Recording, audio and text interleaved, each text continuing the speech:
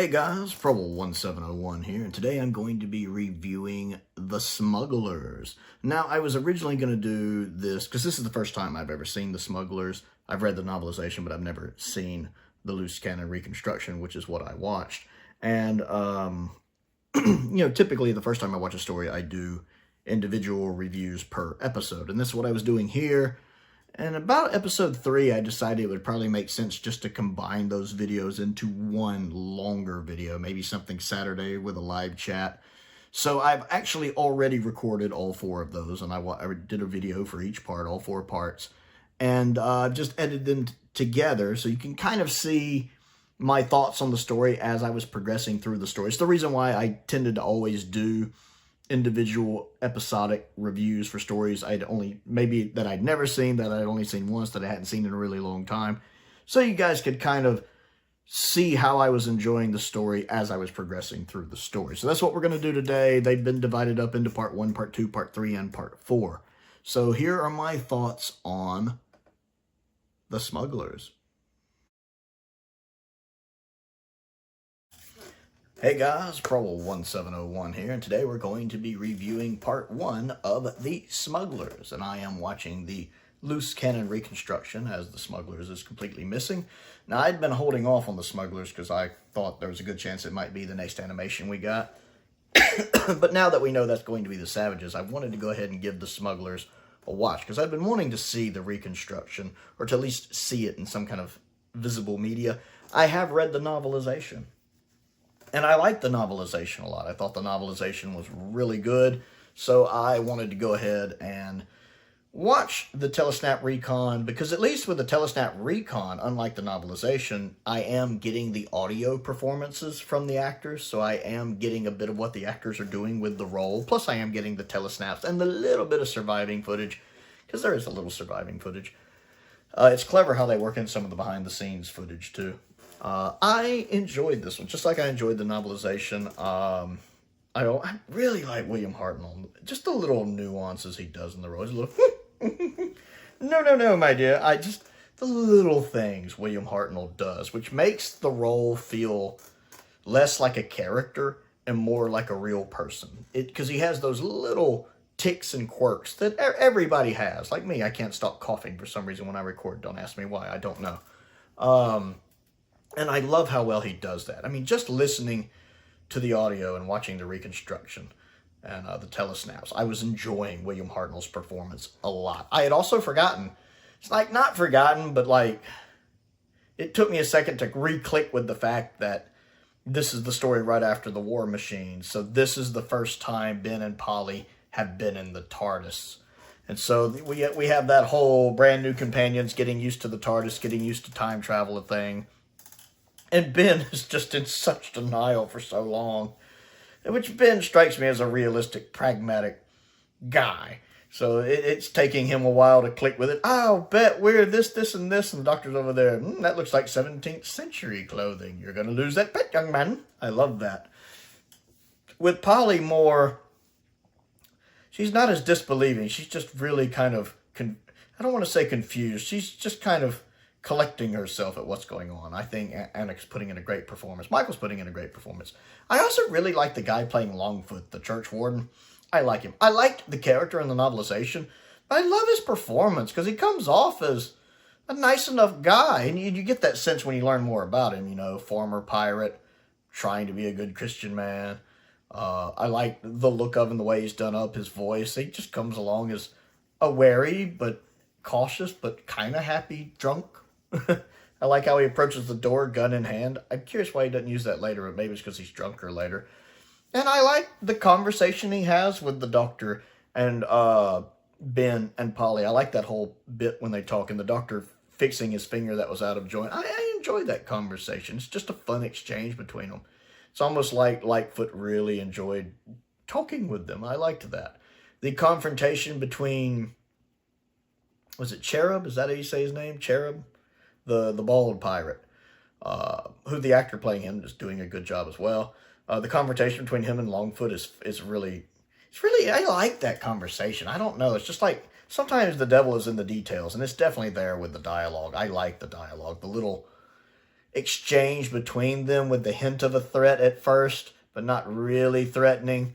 It's like it's not quite friendly, but it's not quite deadly either. Just the hint of danger under the surface as it escalates into actual danger, like when Cherub knocks him down. And then we actually see the little clip of him throwing the water in his face and turning away, and Baldy throwing the knife at Longfoot and hitting him in the back, and him putting a curse on him. That's a cool scene too. I like that. I really liked Lightfoot. I wish we'd gotten more of him in the story, because there's a couple times when, especially in that encounter, he raises his voice. Like, I'm liking this actor. I don't know if he's in any other Doctor Who stories or not, but I'm liking this actor. And then, of course, the bit you know is going to happen. The Doctor and Ben and Polly, they go to the inn. They ask for a room. They're told there is no room because the town's not really keen on strangers. But they mention that they know Lightfoot. I think that's his name, Lightfoot. Maybe I'm calling him wrong. I think it's Lightfoot. I'm just going to call him Lightfoot, the church warden. And they're like, oh, well, since you know him and you're a friend of his, you can stay, of course, with the church warden getting killed. Naturally, people are going to blame it on the Doctor and Ben. But before that can happen, after they find out the church warden has died, without the Doctor and his team knowing, the squire has been sent for, who's kind of like, the magistrate of the area. That guy's a pompous windbag, you tell immediately. The episode 1 does a really good job of establishing kind of who the major players are. Who Lightfoot was, who Pike is, the brief bit of time we see him, who Baldy is, who, a little bit of the innkeeper and the squire. These kind of main players. It does a really good job of getting their personalities across to you, which I like. Because episode 1 is kind of just setting stuff up. And the squire, of course, is the pompous, I'm the squire, I'm in charge, here, be quiet and do what I say, you're guilty. And the actor's doing that well. And then at the very end, well, before the very end, Baldy shows up, or Cherub, Baldy, whatever you want to call him, and he basically kidnaps the Doctor. They knock him and some of the other pirates, they knock out Ben, they kidnap the Doctor and sneak him out of there. So Ben and Polly are stuck, with the squire demanding to know where they're from, and I obviously can't tell him the truth, because he'd think they were loons. So they don't quite know what to tell him, and they've been arrested, because they've been accused of the murder of the church warden. And then you have the Doctor meeting Captain Pike, which is a great cliffhanger. That's another thing about watching the episodes over the novelization, and again, I love the novelization, is I've never known where the cliffhangers were before, and I actually get to see the cliffhanger, and that's a good one. Basically, the Doctor meeting Captain Pike, who has a pike on his hand, kind of like Captain Hook, And he goes, no one does that to Captain Pike, and he shoves his hand into the desk, and it's a good cliffhanger. You get, okay, Captain Pike, got it, yeah. Kind of getting the idea you don't cross this guy. I think it was a really good cliffhanger. So I enjoyed it. It makes me really wish this story existed, because the audio sounds exciting and fun, and there's some action going on in it. I really think that if this story existed, I'd have a lot of fun with it, because I definitely thought that when I read the novel. And I'm liking part 1 so far, even with just the audio and the telesnaps. I thought it was very engaging. I'm looking forward to continuing with the rest of the story. So part 1 of The Smugglers, what do you think of the reconstruction? Or what did you think of the novelization if you've read it? Hey guys, Prowl 1701 here, and today I'm going to talk about episode 2 of The Smugglers. Now, I am watching The Smugglers for the first time. Of course, I've read the novelization. I've talked about that before. I've reviewed that before. I am enjoying this story a lot. It's really becoming very apparent to me, which I think I knew this when I was reading the novelization too, quite some time back now, that I really wish this episode existed. I think I'd really enjoy it. It just seems so much fun with all of the intrigue and all of the, you have different groups of bad guys who are trying to con each other, which I like, and the Doctor and Ben and Polly are just caught up in the middle. I love the scene when Ben and Polly trick the guy who's kind of guarding their cell door into thinking that, they're picking on how superstitious people used to be to make him think he's going to be cursed or something because of a doll. So he lets them go. I absolutely love that. That's just very much using you being in that time period to your advantage. I love how just Michael and Annika just pull that off really, really, really well. I really like that. And then the Doctor, I like the bit when he's kind of appealing to Captain Pike's sense of being at a higher standing. It's like Pike, it's almost like he wants to be perceived as being at a higher standing, despite the fact he's an unsavory character. He still wants to be kind of a high-class character, if that makes sense. You know, kind of like someone who's a criminal who still wants to wine and dine with high-class people, kind of live above their means, so to speak. I like the guy playing Captain Pike a lot. He does have a bit of a silver tongue when he wants to. It's like he can be threatening, like a pirate captain can be. You know, having a pike on his hand, I guess, doesn't hurt. But when he needs to be sophisticated, he can. He can hold that air of class, I guess, really well. Again, it's one of the reasons I enjoy that conversation between him and the Doctor. But I also like later when he's talking to the Squire, when they're trying to con the Squire into thinking they're just, well, we're just legitimate merchants who are willing to do a little stuff on the sly for you. Wink, wink.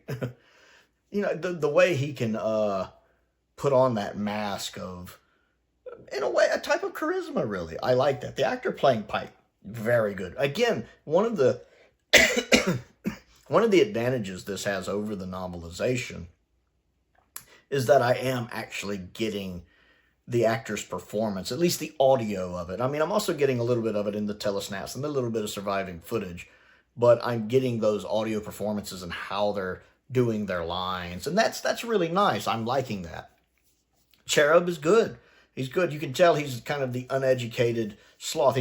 He's doing the smart thing in the negotiations and mostly staying quiet, which is good, you know, because he's not really, I mean, he downed that one drink, and the captain kind of had to make an excuse for him. But other than that, for the most part, he's staying quiet. The Squire, whew, that dude's not very bright. The Squire strikes me as one of those people who obviously is in high authority. You wonder if he inherited it or something. Who's definitely not as smart as he thinks he is. You've met these people. Trust me, I know. One of my jobs, we have a brand new entire management team, a new area manager and everything. And I loved my old management team. I've been at that job for a long time. And then my new management team are just like that. They think they're a lot smarter than they are. It's very eye-rolling. So it's interesting with the Squire. I like the fact that he's, you know, a heavy-set fellow. Like someone who's been overindulged all his life. And it fits the character, him being like that, really. I feel like they cast someone that size on purpose to get a point across, and I actually really like that. Someone who's just overindulgent a lot. I'm really enjoying the story. The Doctor's not much in for much except that one scene, I think, and then another scene at the end when with the innkeeper. The innkeeper, of course, being a shady character too, who was only now realizing, oh my goodness, this is actually Captain Pike, but he's being kept on the ship so he can't give it away. I love the fact that Captain Pike does have a hand that's a pike.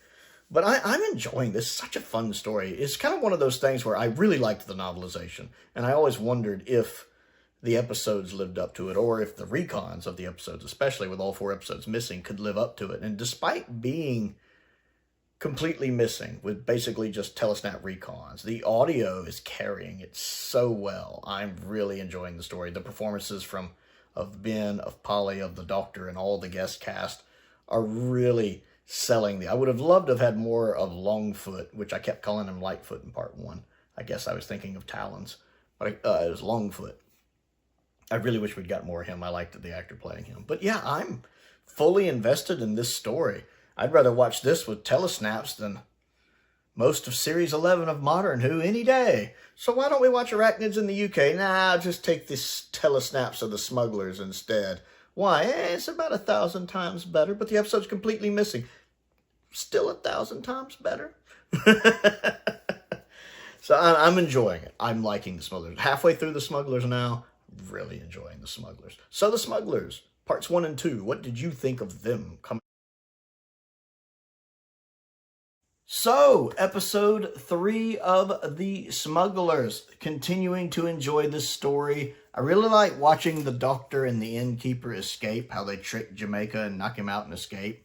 With the Doctor doing the little card game to distract him. It reminded me a lot of the Fizbin scene in Star Trek, the original Star Trek series, when Kirk was trying to teach the gangsters how to play Fizbin with the cards. That was hilarious. It kind of reminded me of that and gave me a chuckle. I continue to be impressed by the guest cast, especially as well. I love the guy playing Captain Pike. He's just so good. Because he's so good at being ruthless, but also being someone who kind of wants to be sophisticated and have a little class in a way, but he's still underneath, he's ruthless. I love the scene, how well, the dialogue of this, the detail in the dialogue, I love in this story. The dialogue is so well written. I don't know who wrote The Smugglers, but the dialogue is so well written. The scene when he kills Jamaica and how at first you think he's not going to. And the fact he even compliments Jamaica, like, you would have made a good skipper, but you have no guile. Like, and I feel like he's being honest there. Like, in the right circumstances, he could have made a good one. And the fact that he kills Jamaica is not so much because he's angry, but just because Jamaica messed up so bad and the captain doesn't want to risk him messing up again. Because with the doctor and the innkeeper escaping, the innkeeper is, of course, going to tell the squire that it's really Captain Pike. So it really does mess up Pike's plans, potentially, because of it. It's a big deal that they escaped. And I can see why he kills Jamaica. I don't think it's because he dislikes Jamaica or even because he's angry. I think it's just because, okay, you really messed up, and I can't risk you messing up like this again. I like the fact we actually get a little footage of that. There's just a little existing footage of that. That's a really good scene. I like the squire kind of the innkeeper and the squire talking and realizing that the squire realizes he's been duped. So you have the Captain Pike and the squire's groups both trying to outplan each other. Well, they think we're going to attack now, so we'll actually attack now. So both of them are both trying to get 3 steps ahead of the other side. I really like that. I like the guy playing, is it Bradley? It's either Brady or Bradley. The guy who's actually sent from the king to investigate what's going on. I like him. I liked him in the novelization. But the actor who plays him here is really good too. I'm really liking him. The fact that he's smart, he picks up on what's going on. He acts like he's going to take Ben and Polly in because they're under arrest just to get it, all 3 of them out of the situation. And then he lets them go and it's like, look, I trust y'all. I like him. He just comes across as a likable guy. And him having to go get reinforcements. I like the stuff at the end with the doctor realizing, the little hint that Longfoot gave him pertains to the names on the tombs, them in the crypt, figuring it out, sorting it out, just to be confronted by the innkeeper and the squire. I do like the fact the squire is against killing. I mean, he's not a good guy, but he does have his code of ethics, his morals. And the fact that he's like, no, we're not doing senseless killing. I was just going to threaten him. I'm not down with that here. The fact that even if the innkeeper was just doing it as a bluff threat, the squire's not down with that. So I like the fact that the squire's not really a good guy. I mean, he's kind of naive, kind of an idiot. And he was really quick to accuse Ben and Polly of the murder of Longfoot. But I like the fact that he's not completely bad. Because in this kind of situation, it probably would just be easiest to kill everybody after the doctor gave him the information. But the fact he's so adamantly against it, even with his business partner in this. The fact he's so adamantly against it does give him a few points. It does make it to where you obviously tell that there's parts of him that's a good guy. I mean, he's not a good guy, but he has a code of ethics, and he's not going to straight up murder anyone or even threaten to murder anyone. And it adds a little nuance to the character. And I will admit, I like that. And I feel like the actor playing the squire gets that across really well. Like the guy playing Cherub, who you can tell is kind of out for himself. It's a really good cliffhanger with him stabbing the innkeeper with the knife. I forget if that kills the innkeeper or not. I'll find out when I watch Part 4. I forget when I read the novelization. I think so, actually. One thing about Cherub, he's really good with those knife throws. He knows. And it's nice that we actually have pretty much the footage of the cliffhanger there, so it really adds to the cliffhanger. I liked it. It's a really good cliffhanger. The story continues to impress me. There's just a lot going on in it, and I love how well the dialogue is written. So I guess I'll go watch part 4 and tell you what I think of it. And I just finished part 4. That's another Classic Who story off the list that I haven't seen. That only leaves 2 Classic Who stories I haven't seen yet. So I loved part 4. I loved part 4. Again, as I mentioned earlier in the video, read the novelization before, but I absolutely loved part 4. It just all comes together. The climax of the story, all of the fighting. I love all of the fighting. You have the fighting between Pike and Cherub. That seems great. The telesnaps can't really do it justice, sadly. But the audio does it justice. Like, I can tell just by listening to the audio that it sounds really good. I mean, I don't know. Who knows if the actual original visuals would have lived up to the sounds. But it sounds fantastic. I love the fight between Pike and Cherub. Sounds great. Pike giving his line about, you gotta watch out for the hook and I'll get you. And then you have the fighting between the militia and the pirates. And there's a lot of fighting between the militia and the pirates. And then even Pike at the end getting in on the fighting. Once again, love the guy playing Pike. I really want to know, is he in any other Doctor Who's? Is this his only Doctor Who? I don't know who that is. Is he in any other Doctor Who's? Somebody's got to know. He's great. If he wasn't in any other Doctor Who's, he should have been in other Doctor Who's. He's good. He really, especially at the end when he's getting loud and he's yelling, I'll get you, Sawbones! He's projecting so well. Very much, it feels like a theatrical performance there. He is just projecting so well. Love that performance. I also am beginning to think I see why this one hasn't been animated yet. I think animating episode 4 would be really tricky because there's so much fighting going on. And the animations aren't always the best at capturing fighting like that. Evil of the Daleks does the sword fight between Jamie and the other guy pretty well. But then you also have that scene in Macroterra in the parking lot where the fighting was really rough. One of the few letdowns of Macroterra's. Macroterra's animation is really good, but that part wasn't really good. And so I think trying to do the sword fight between Pike and Cherub justice, and then just to do all of the battling going on, because there's a lot happening in this episode. There's a lot of moving. I really don't know if the 2D animations could do it. I just don't know if they could do that justice. That might be why it hasn't been animated yet. I have to wonder. And I wonder if that's going to make it more difficult for it to be animated. Would it be easier to 3D animate it? I have to wonder now. But I love the episode. I just love how everything has built to this point. And it's like having that one song that doesn't have the typical format. It has more of a building format until it hits this crescendo at the end, and you live through that song. Scorpions, one of my favorite bands, is a band called Scorpions. They're kind of a hair metal band from the 80s. They have a song called Still Loving You. And it does. The song, it's my favorite song by them, actually. It builds and builds and builds until the end. And you're spending most of the time in the song going, come on, yes, yes, yes! That's kind of how this is. The whole story is great, but that 4th episode, it's like everything delivers. I loved the Squire in this. He really comes around to being not a bad guy who does the right thing. Especially when, in the 1st episode, you hate the guy.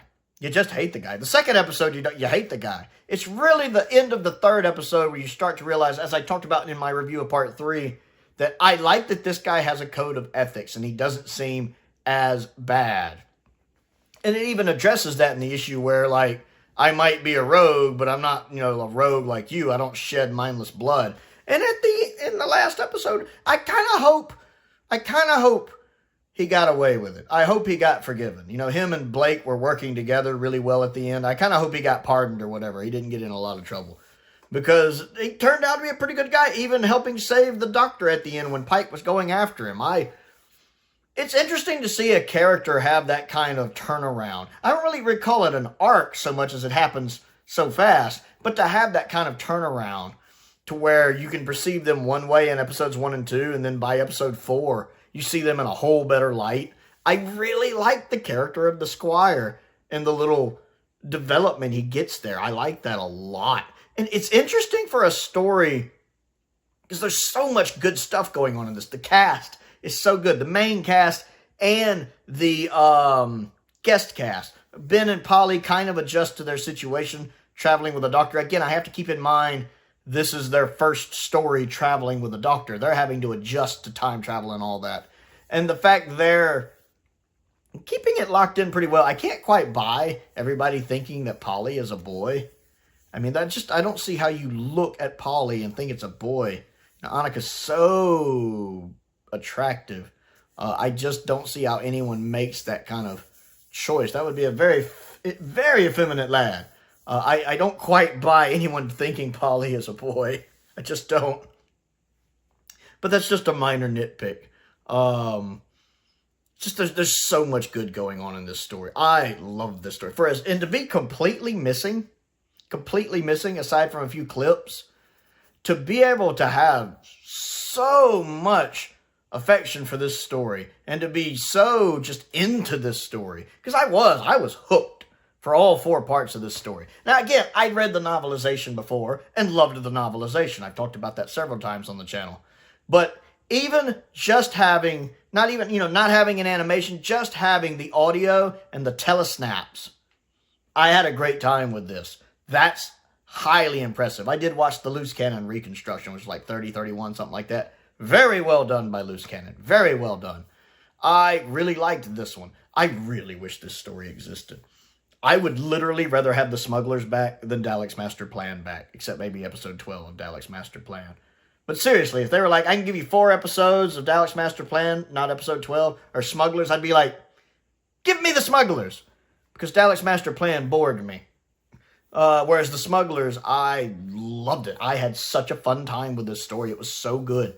And to think that it is not only Ben and Polly's first story traveling in the TARDIS, it's also the first Doctor's penultimate story, with the cliffhanger looking like it leads into 10th Planet. I'm sure it doesn't. It really just mentions it's cold and being the coldest place on Earth. And if I know Big Finish, they can pull some tricks there. It's not actually the North Pole yet. It's somewhere else cold. You know Big Finish, they're like, we can make this work. But yeah, I loved it.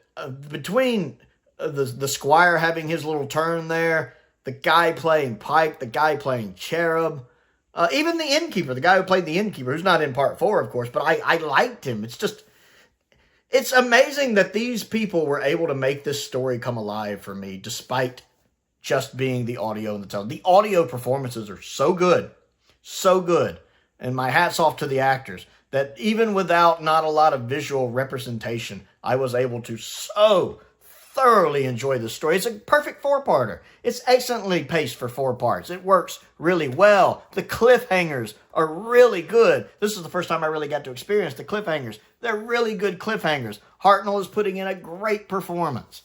Love the Smugglers. Absolutely love the Smugglers. Probably one of my favorite First Doctor stories. And for it to be like that and be completely missing, my hat's off to the people who made it, and Brian, of course, who wrote it. It's a fantastic story. I love the Smugglers. So, have you ever seen the Smugglers, read the Smugglers, heard the Smugglers? If you have, what do you think of it? And what did you think of this review of it? Comment down below, and let's talk about it. Don't forget to click the like button and the subscribe button as well. I also have a Patreon, if you would like to support me on that.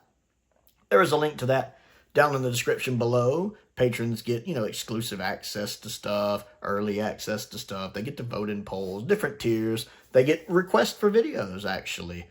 Just got done working on a couple Patreon requests the other day. Some audio stories Unknown289 wanted me to listen to. Got caught up on those. I owed him about 3 of them, actually. Got those caught up. I also have a P.O. box. If there's anything you would like to send me to look at and review, that's down in the description. I love getting fan mail. It makes my day. I have a link to my Amazon wishlist down there. A link to my Amazon UK wishlist is also down there. If there's anything you would like to send me from those, I update those regularly. I want to give a shout out to some of my top tier patrons, Unknown289, Colin Coney, and Sam Venning. I appreciate their continued support, as I do the support of all of my patrons and my YouTube members. It's very, very much appreciated. And most importantly, thank you for watching.